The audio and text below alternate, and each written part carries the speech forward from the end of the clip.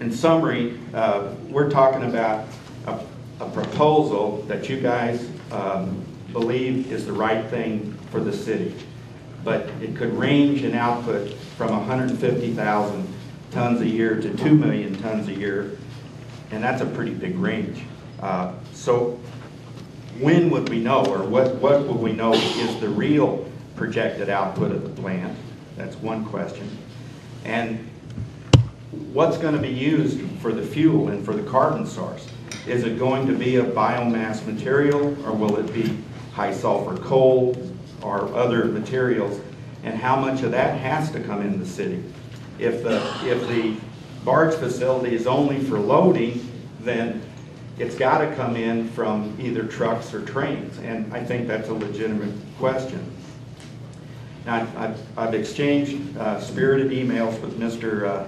Kennedy, and I want to publicly apologize for insinuating that he was a liar in one of my previous talks at C4. That was unprofessional and uncalled for, and I apologize. But when you look at the numbers, it just doesn't make sense.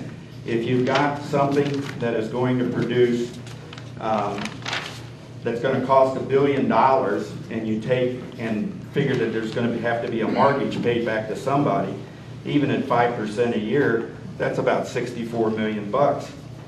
He's going to have very good paying jobs. He said that would range from $20 to $40 an hour, and he could have as many as 750 people working at his site.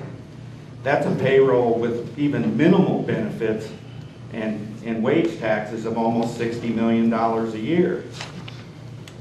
I'm not sure what the current value of the finished product, this pig iron, is now, but the most recent data I could get was like from November of 2005, and it showed pig iron at like $350 a ton. If we used $500 a ton, and I don't know if that's a good number or not, but if we used $500 a ton, that would say that the gross income from this thing would be about $75 million a year. If I were evaluating this as a can plant project, is what I do for a living, you look for what you're going to make, what it's going to cost you to do the conversion, and what it's going to cost you to operate the plant. And none of this makes any sense. It doesn't even come close. We've been told that we will hear about this in good time, that all will be revealed after the closing. But my understanding is after the closing, this is a done deal, that he ends up with the property or his assignee ends up with the property. And maybe this is something we ought to really think about before we pull the trigger on this, because I went to Granite City with Melody last week to sit in on a meeting of the Illinois EPA for a coke producing plant up there, and everybody up there was behind this because they needed that plant to continue the operation of the smelter up there. But if you looked at Highway 203 as we were driving up it, and you think that that's what Mississippi Avenue is going to look like 10 years from now if we do this, that's going to be your legacy. That's what people are going to remember all of you for. Not for bringing 750 jobs, but turning Mississippi Avenue into something that looks like Main Street Herculaneum. So please think about this. You're all good people. I know you believe you're doing the right thing, but boy, this sure has a lot of holes in it. Thank you very much.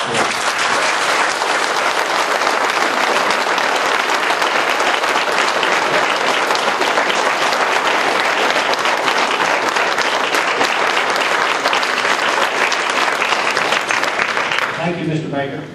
I'd like to have this information put into the record. My name is Jill Thomas. I'm the spokesperson for the Concerned Citizens for Crystal City. Ben, I have a question for you. So you said that there were other people competing for the PPG property. What's interesting, on September 24th, we were told that there wasn't. Which is it, yes or no? The specific question put to me was I aware of any specific proposal put forward to the council? And to my knowledge, Mr. Kennedy's proposal was the only one that had been presented to this council.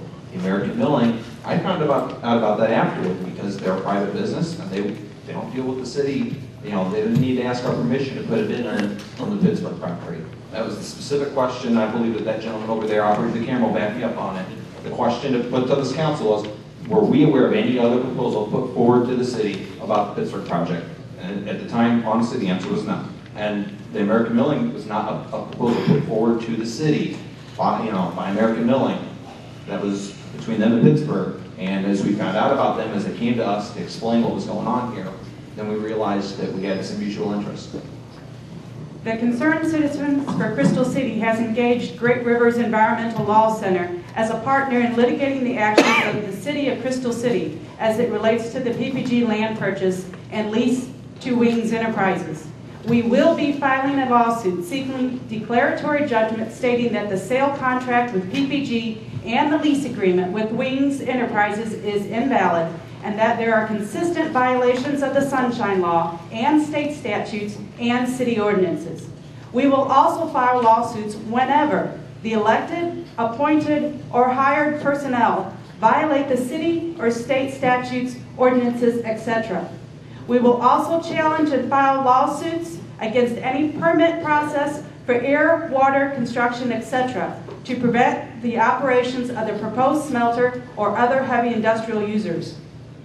You should also know that the Department of Homeland Security has personally made 2 visits to the Crystal City City Hall and spent over 8 hours researching in Crystal City.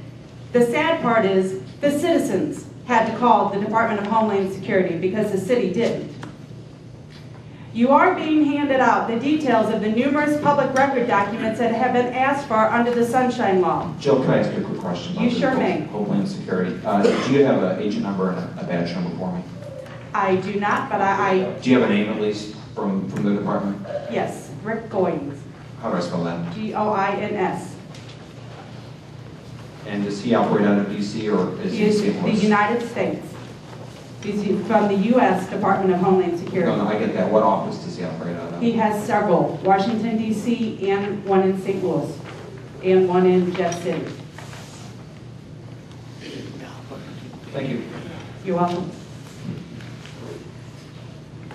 When we talked about the public record documents that were asked for underneath the Sunshine Law, these documents are not frivolous, as stated in today's Post-Dispatch. And the direct I question specifically is, said that some were frivolous, and I didn't mean all of them. I meant more along the lines of requesting all emails from the city. This, my understanding, one of them was all emails from the city over the past year and a half. since when is the citizen's request frivolous? It really is.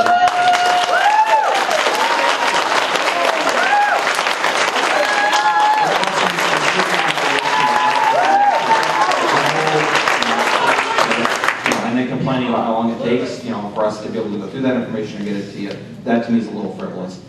It wasn't addressing, actually, I'll be honest with you, it was addressing that specific complaint or that specific request for all emails over the last year and a half. That takes a little bit of time. I don't have a single problem with you guys asking for any document, related to this project or any other, provided that, you're asking for something specific. But just asking for everything under the sun and then expecting it to be there in a day, you gotta give us time. I'm number one guy about being public and want to be, the sunshine, get the sunshine in on this.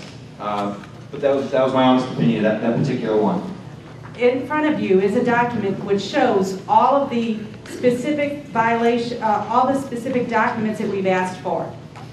We are looking for all the emails that have to do with PPG or the Wings project. That is what we're looking for. They are our only way to determine what's going on because the city is not offering public information about how they use public funds with public lands. Take, for example, even the conveyor belt tonight. The only reason why that was brought up is because it was brought up from the